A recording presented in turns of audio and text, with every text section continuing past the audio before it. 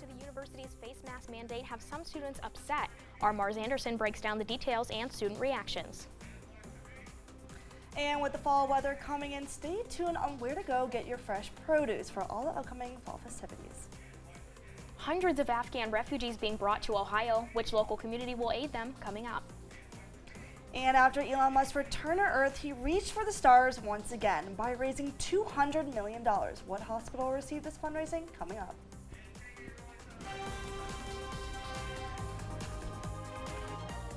This is TV2 News.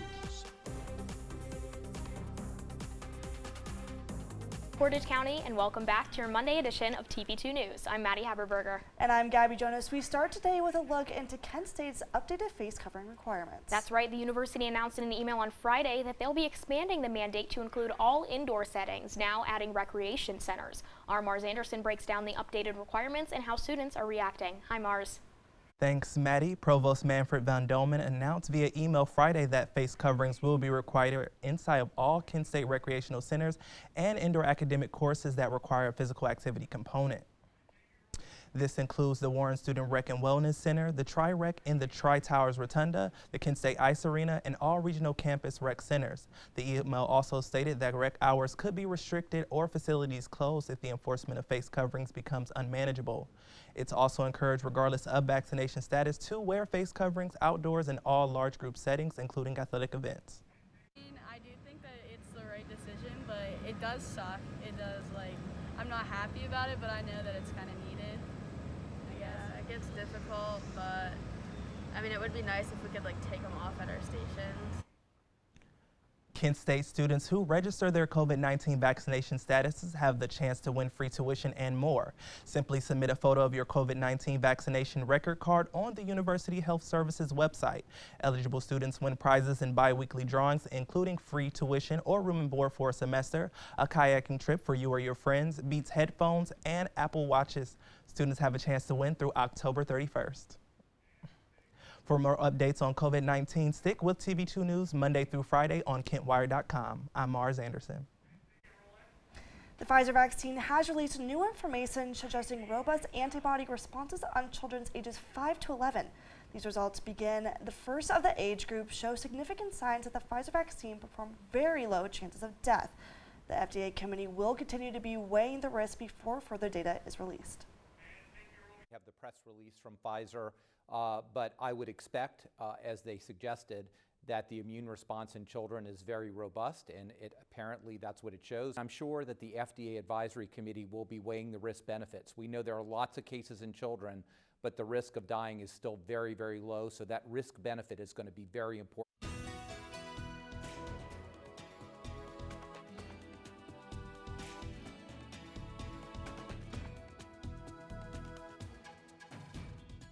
Hi Portage County, I'm weather anchor Alexa Blakely with TV2, bringing you today's forecast. So first we have our currently in Kent. Right now we're seeing 86 degrees, but it feels like 88. We have a dew point of 62 degrees.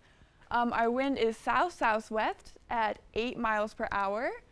We're seeing a humidity of 45%, but a visibility of 10 miles. Next we have our temperatures all across Ohio. Over here in Lima, Dayton, and Cincinnati, it's a little bit lower than what we're seeing over here in Kent. But we have 77 in Lima, 75 in Dayton, and 72 in Cincinnati. Over here in Columbus, we have 79 degrees. Up here in Akron, we're seeing 85. Steubenville is seeing 83, and Athens is seeing 84. Next, we have our hourly forecast for tonight.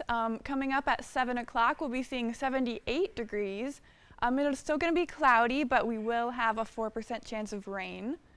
At 10 tonight, we'll be seeing 73 degrees. Still going to be cloudy for the rest of the night, but that rain is going to be up at 16%. And then tonight at midnight, we're going to be seeing 72 degrees, and that rain's still going to be going up to 20%. That's all I have for now. Stay tuned for the statewide radar and this week's 7-day forecast. Back to you guys. Thank you, Alexa. Now, Kent State has partnered with the Haymakers Farmer Market to bring local artisans and fresh produce to campus. Around 20 different vendors will offer everything from homegrown vegetables to handmade soaps, and there will even be live performances. You can visit the pop-up market tomorrow evening from 4 to 7 on Risman Plaza and again on October 12th. And the Haymaker Market is open every Saturday under the Haymaker Parkway Bridge in Kent. Kent State Division of Diversity, Equity, and Inclusion is working with the College of Arts and Sciences to continue last year's Town Hall series. The series is titled Empowering Kent State and is focused around a community commitment of diversity. The series will run starting this month for the rest of the academic year. The first event is called Valuing the Strength of Diversity and will be held virtually this Thursday. Portage County Commissioners plan to add 14 new staff members to the sheriff's and coroner's offices. The department previously believed that they would have a nearly $2 million shortfall this year, but new projections show that there will be enough revenue to offset the new hires. Onboarding will be 3 dispatchers, 5 corrections officers, and 6 deputies. Commissioners verbally agreed to add the staff at their meeting on Thursday, and a formal resolution for their employment will be considered at a future meeting. A team of GOP governors are taking on Biden's border policy, including DeWine. What they had to say coming up after the break. And new discoveries on Gabby Petito's investigation when we return.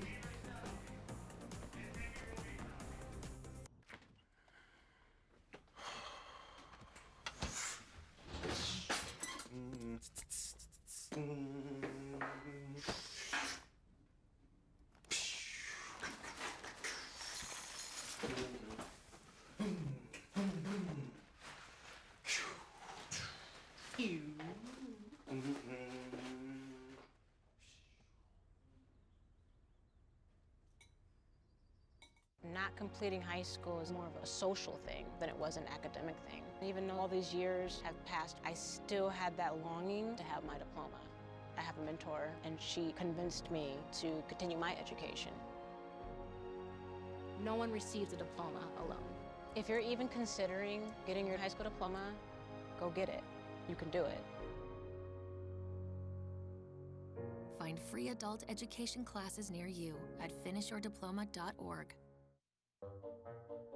They call me Prince like I'm royalty or something. But the places I've lived ain't no palaces. So I don't need grilled salmon or a new scratching post. Just give me a cardboard box and a can of tuna and we're good. You can even change my name. I'm cool being the kitty formerly known as Prince.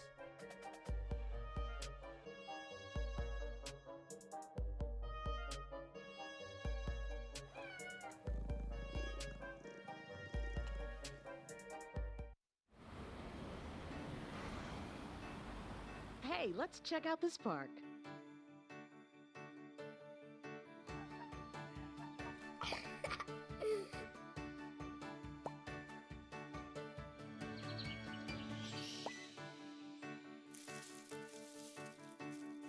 Oh, wow, that's really cool. To find a great local park or forest near you, go to discovertheforest.org. Thanks for sticking with us. An 18-year-old student is dead following a shooting near the University of Akron's campus early yesterday morning. Police say that officers were called to an area near Kling and Wheeler Streets after reports of someone waving a gun. When they arrived on the scene, they found the body of 18-year-old Maya Noel McFettridge. 2 other men were also injured in the shooting. One is in critical condition and one is currently stable. 150 Afghan evacuees will make Akron their home over the next 6 months. Ohio as a whole will welcome 855 evacuees as part of a group of 37,000 refugees that will be relocated as part of the Department of State's Afghan Placement and Assistance Program. The 150 Afghans who will be coming to Akron have not yet begun to arrive in large numbers, but it should pick up in the coming weeks according to the International Institute of Akron. Governor Mike DeWine and 25 fellow GOP governors slammed President Biden's border policy in a letter sent to him today. The governors wrote that states have taken the brunt of these failed policies after losing National Guard members to border security efforts. In July, DeWine sent 14 state highway patrol troopers and pledged to send 185 members of the Ohio National Guard to the border as early as October. The GOP governors requested a meeting with the president within 15 days. And District 13 Congressman Tim Ryan has tested positive for COVID-19. According to a press release, he previously tested negative for COVID 3 times in the last 10 days before today's positive results. He's currently quarantining at his home in Howland, Ohio, and says he's experiencing mild symptoms. Ryan's team says he has received a COVID-19 vaccine. State Senator Matt Dolan announces Monday morning that he will run for the U.S. Senate seat. The seat Dolan is aiming for currently belongs to Senator Rob Portman, who will not be running for re-election. Dolan has been on the state Senate since 2016 and is currently serving his second term. The election will be held on January 3rd of 2022. And authorities say a Western Pennsylvania police officer shot and killed an Ohio man who had stabbed 4 people, including another local officer. State police in Lawrence County say several departments were called to Mahoning Township on Saturday night after a man armed with a cutting instrument stabbed 3 people. The 34-year-old then attacked and injured an officer, and another local officer fired, killing him. Police say the officer, a 15-year-old, and 2 Ohio men were injured. All victims have since been released from the hospital.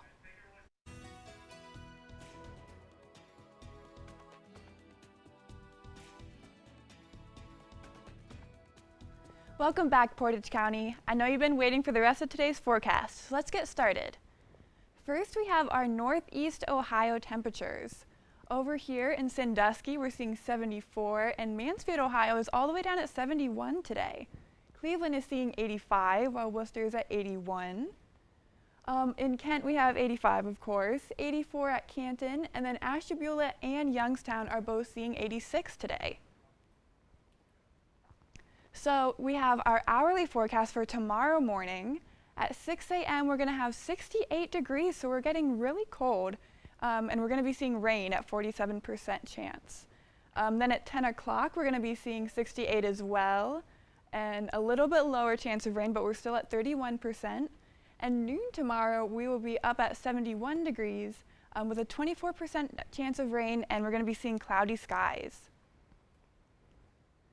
For our 7-day forecast this week, tomorrow we'll be seeing a 46% chance of rain and a high of 75, and we'll be seeing rain all the way through Thursday, so Kent State students, remember to bring your umbrella to class.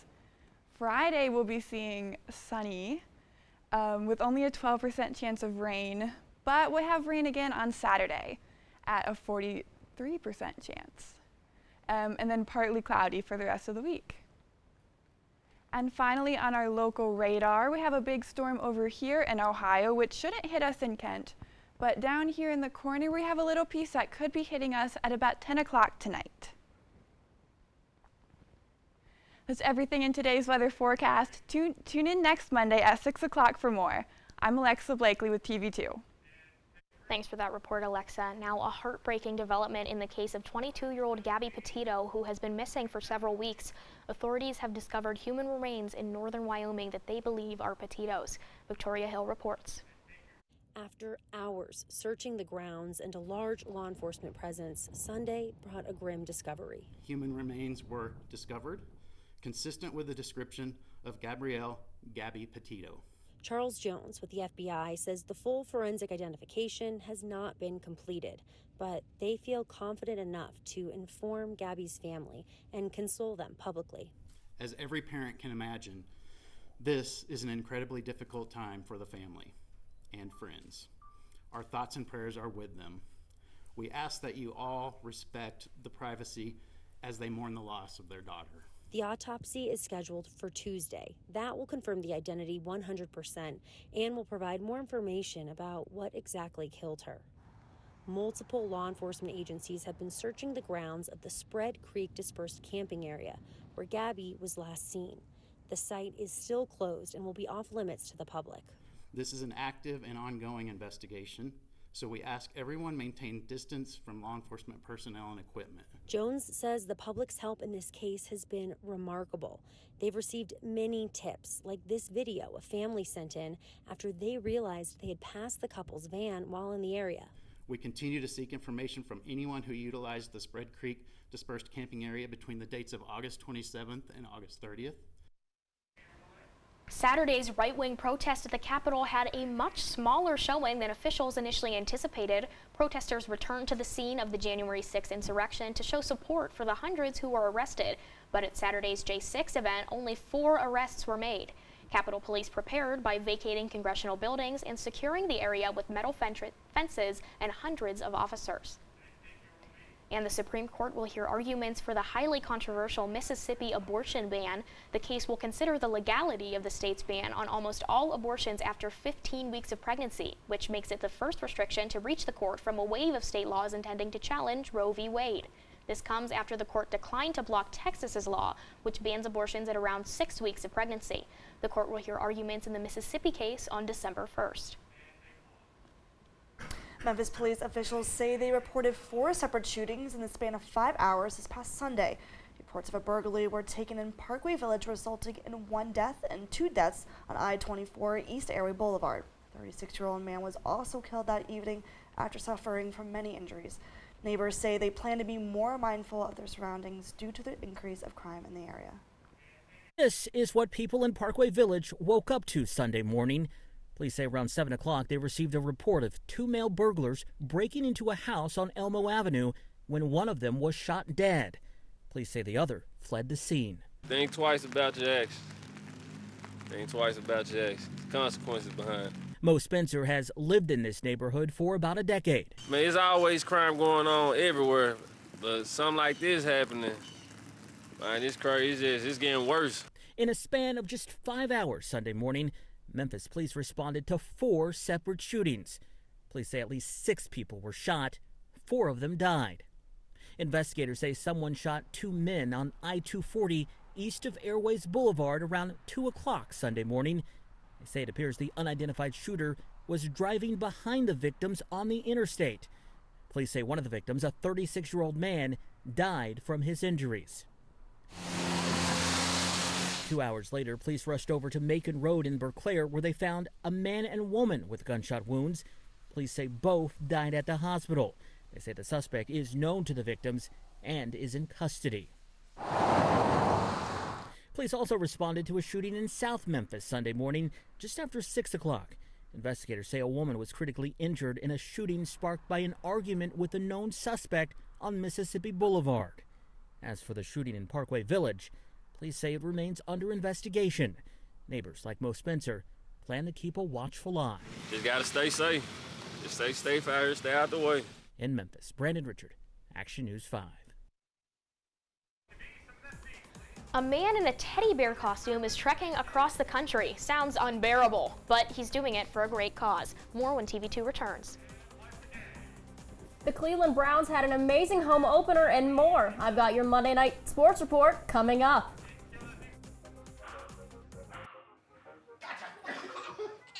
I surrender. All right, pal. Get ready for the day, buddy. Hey, Dad. Hey, Dad. Do we have a gun? What's that? Do we have a gun?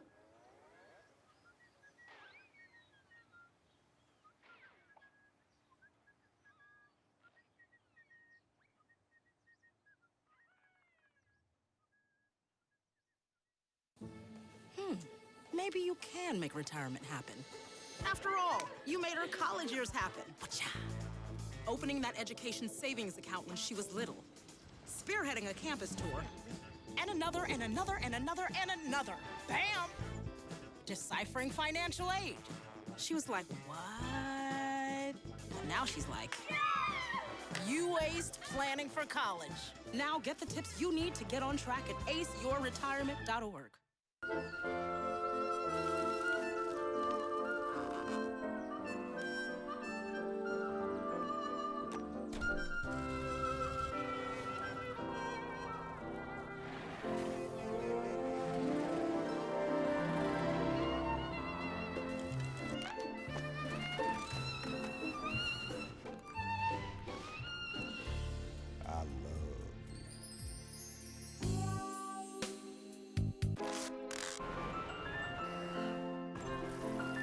Can we get strawberries? Okay.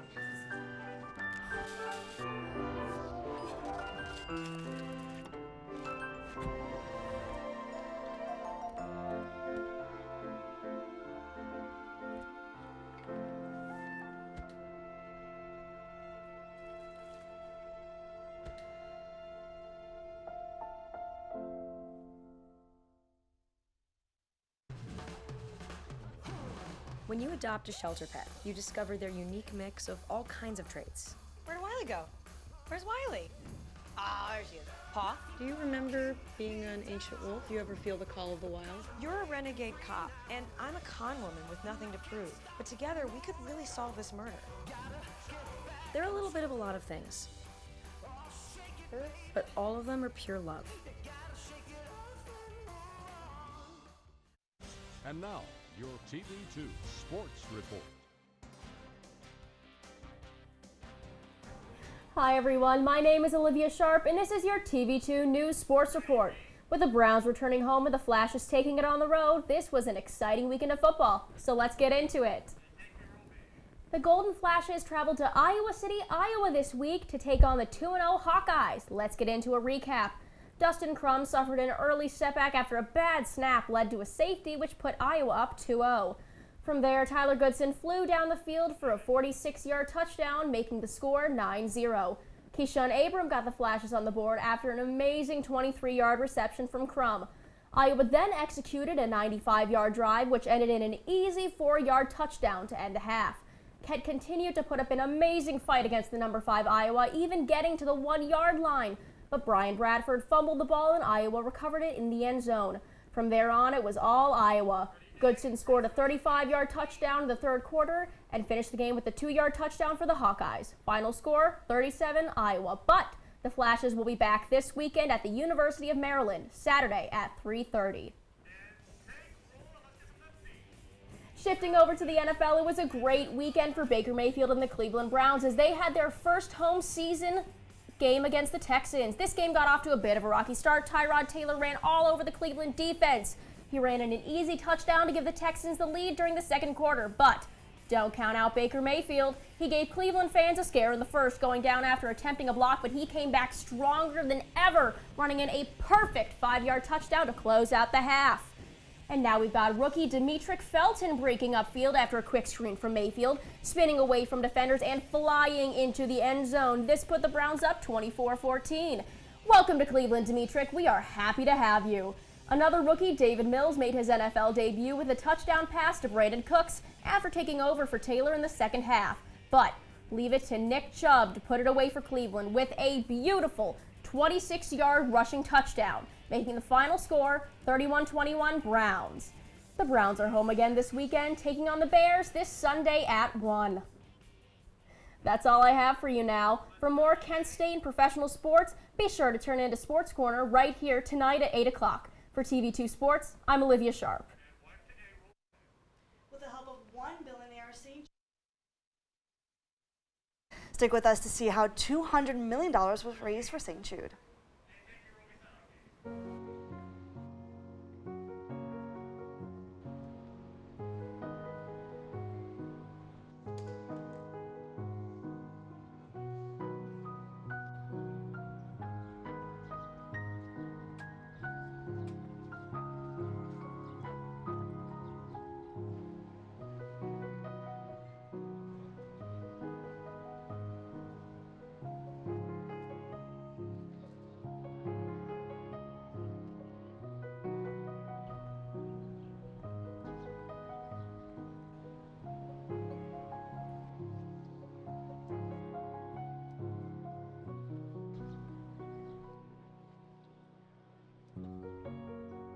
We'd do anything for kids. Yet 1 in 6 children in the U.S. struggle with hunger. Help end childhood hunger near you. Learn how at feedingamerica.org.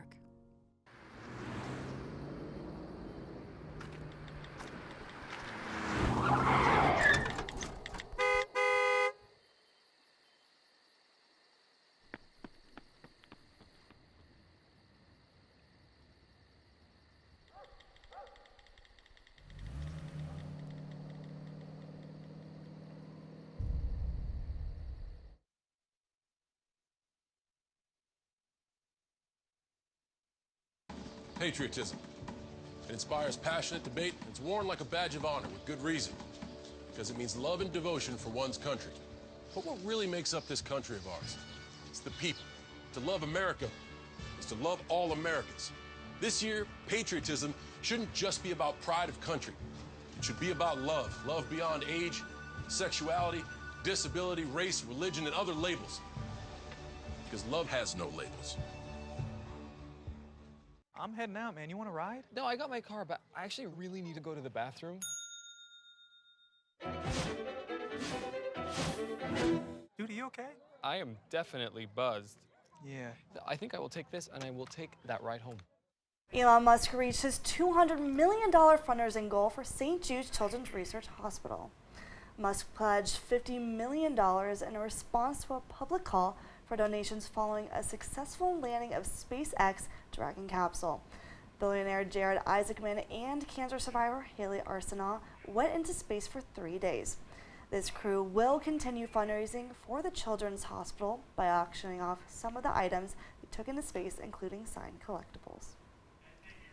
One grizzly of a man is walking across the country for a very good cause. Jesse Larios, also known as Bear Son, is trekking from California all the way to New York City and making the whole journey in a bear suit.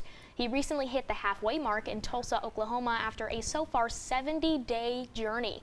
The reason? To encourage people to donate to one of 5 charities listed on his website. So far, he's raised nearly $6,000 of his $15,000 goal. You can follow Bear Son's journey at iambearson.com. Now that's awesome. A lot of the charities that he have listed there's one for breast cancer, autism, mental health. There's a lot of really good charities. Something that I could never personally do is walk across the country. I can hardly walk from my car to my apartment. But I've always dreamed of going to space. We were talking about this earlier. Yes. I love space. I love space movies, alien movies.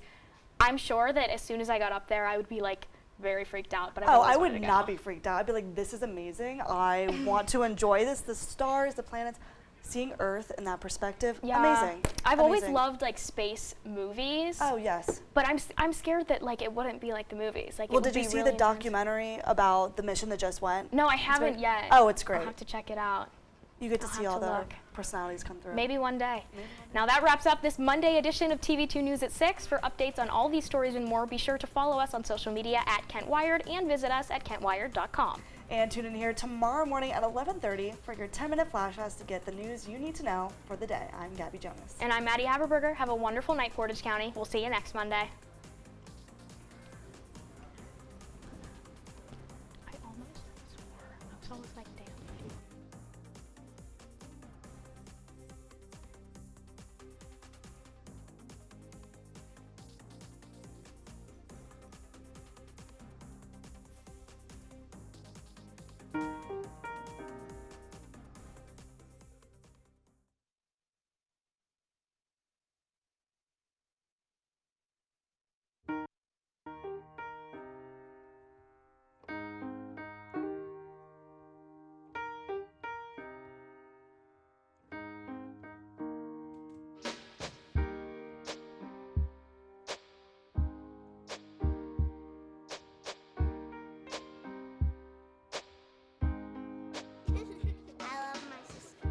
Heart doesn't see race.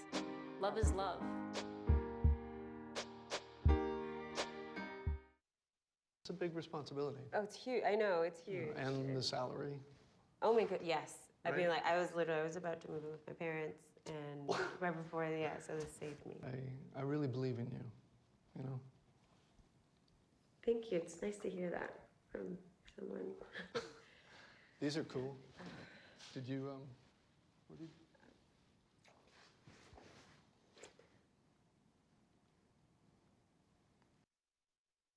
Why is my son having trouble in school? Finding lowest airfare to Istanbul. No, I'm tired of fighting with my son over his homework. Home walk restaurant. Need a review? No.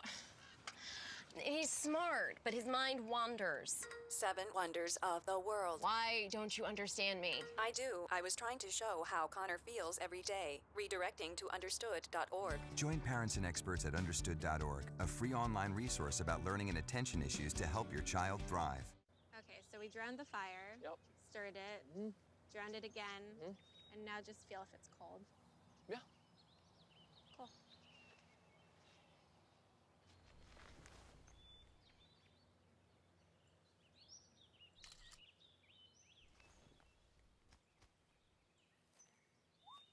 Smokey just gave me a bear hug.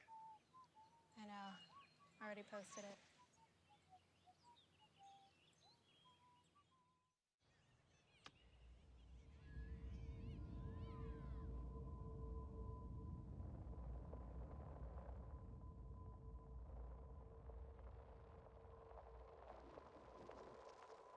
7,000 high school students drop out every school day.